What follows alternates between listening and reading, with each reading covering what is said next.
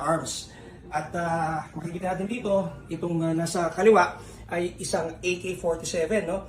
At ang kanyang magazine ay itong deplato. Meron din tayong nakikita rito, sniper rifle, na bukod sa mayroong isang scope na malaki dito sa taas, ay meron din siyang silencer na nakalagay sa unahan. At ito, kapasin-pasin mga kapuso, no?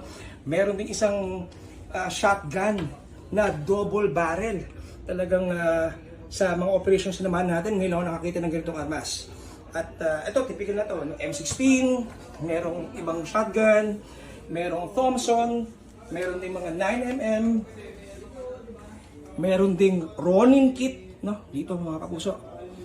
At ito, parang lumalabas na parang pocket pistol, no?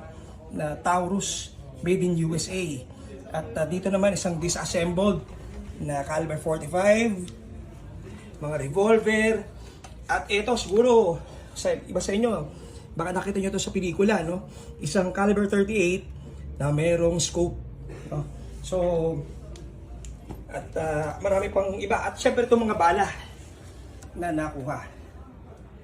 So